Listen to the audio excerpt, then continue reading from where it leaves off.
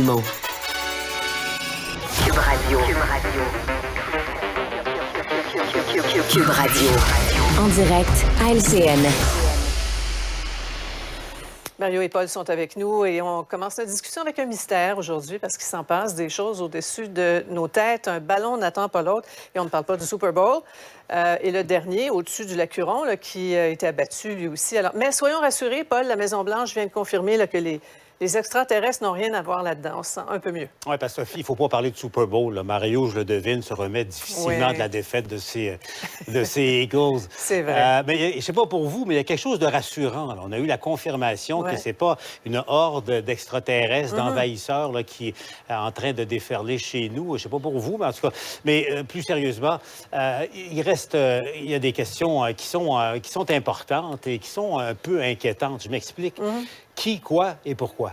Qui est derrière tout ça? On dit que c'est la Chine pour le premier ballon. Est-ce que les autres aussi, qui n'avaient pas la même forme, c'est aussi les Chinois ou ça vient de quelqu'un d'autre, d'un pays voisin, comme la Corée du Nord, par exemple? Peut-on l'exclure? Pourquoi? Est-ce qu'ils sont, ces ballons-là étant acheminés et envoyés en direction de l'Amérique pour espionner ou pour nous narguer? Je dirais, Sophie, dans les deux cas, c'est inquiétant dans le monde instable dans lequel on est en ce moment. On ne peut pas badiner avec ce genre de choses-là. Heureusement, en tout cas, la prudence est de mise, mais le mystère reste entier. Oui, absolument. En tout cas, vraiment, ça répond à la définition. Objet volant non identifié. C'est exactement ça. Mais Mario...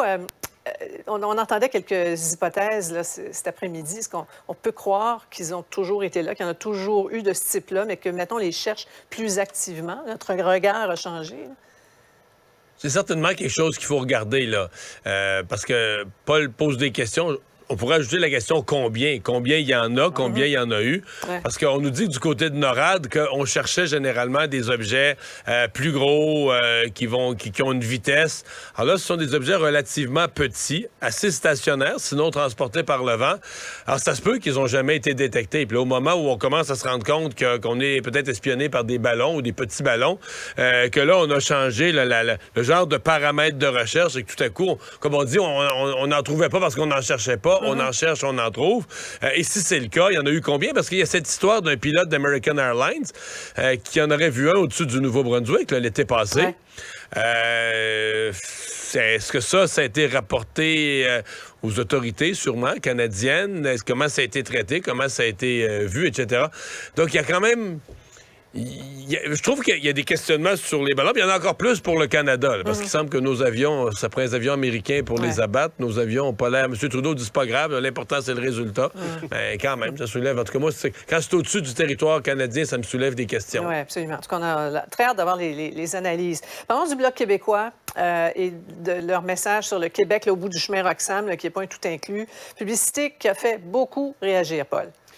Parce que c'est tellement délicat. Là. Probablement que c'est quelqu'un qui a eu une idée de génie sur le coin d'une table en se disant faire l'amalgame, tout ça. Puis, mais là, il tente de s'expliquer en disant que ce sont les Américains, le gouvernement américain ou la Ville de New York qui tentent de dire aux migrants qu'aller au Québec, au Canada, c'est un tout inclus. Vous savez, Sophie, faut revenir à la base. C'est un problème, on le sait, qui est complexe. Il n'y aura aucune solution simple qui pourra y remédier à très court terme. On a compris ça.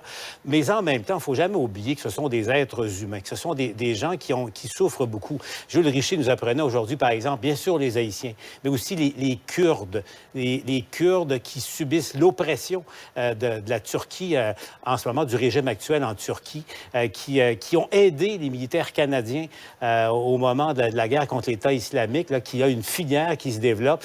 Alors donc, il faut toujours se rappeler qu'il est question d'êtres humains dans ces choses-là. Et le problème, c'est pas de leur faute. Le problème, il est dû à une situation politique qui n'est pas réglée entre le Canada et les États-Unis. C'est là où il faut mettre la chaleur, pas sur ces personnes. Ouais. Il y a Alexis Brunel-Duceppe, le Mario, qui s'est fendu d'une enfilade de 14 gazouillis là, en citant Camus pour expliquer toute la démarche. Là, à l'absurde, il faut répondre par l'ironie. Ouais. On se comprend là, que c'est plus ou moins bien réussi comme campagne. Ceci étant dit, c'est parce que c'est à cause de l'expression tout inclus, là, que nous, dans notre tête, c'est Club Med, eau les mains, puis la margarita, puis le bar dans la piscine. Mais dans les faits, là, l'expression que tout est inclus, c'est quand même un peu vrai. Là. Des gens arrivent, débarquent sur un chemin, pas des immigrants qui ont rempli les formulaires des conditions, là. Les gens arrivent sur un chemin. La semaine d'après, c'est les enfants à l'école, système de santé offert, garderie s'il faut, des services d'aide, d'hébergement.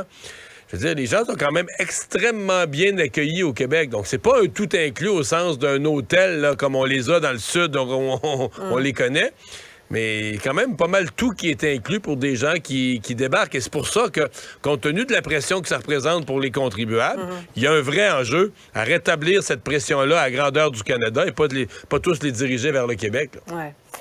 On va vous entendre sur ce scandale sur les initiations au hockey junior. Paul, en 2023, là, il n'est pas temps qu'on en finisse avec ces rituels tantinets moyen-âgeux.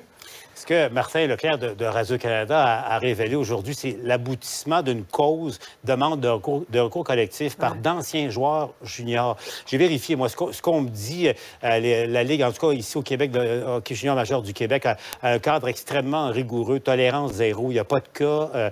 Il y a eu une allusion à un certain moment avec un club, il y a eu une enquête policière et finalement, le joueur s'est dédié, a dit que c'était pas exact ce qu'il avait prétendu. Mais il y en a pas au moins que ça a existé pendant des décennies et des décennies dans notre sport national.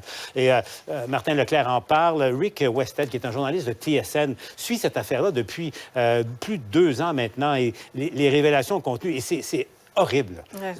Ça relève de la barbarie, de la torture, des sévices corporels, des sévices sexuels, de la violence psychologique également. Tout ça pour les vieux dans un club de hockey, là, pour initier les jeunes. Donc, est-ce qu'il faut une commission d'enquête? Est-ce qu'il faut vraiment faire la lumière là-dessus? Chose certaine, il faut que jamais plus ça se reproduise. Ouais. Ça, c'est clair.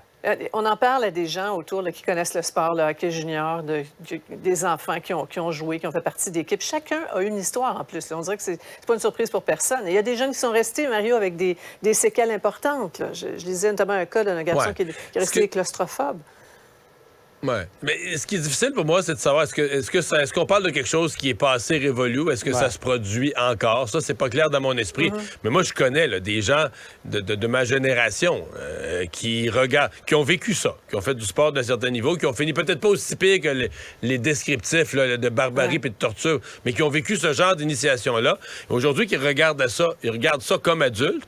Mais aussi qu'ils regardent ça comme parents en disant « Ouais, si mon jeune faisait du sport d'élite et qu'ils peuvent pas croire, là, tu sais. » Donc, disons qu'il y a une page à tourner.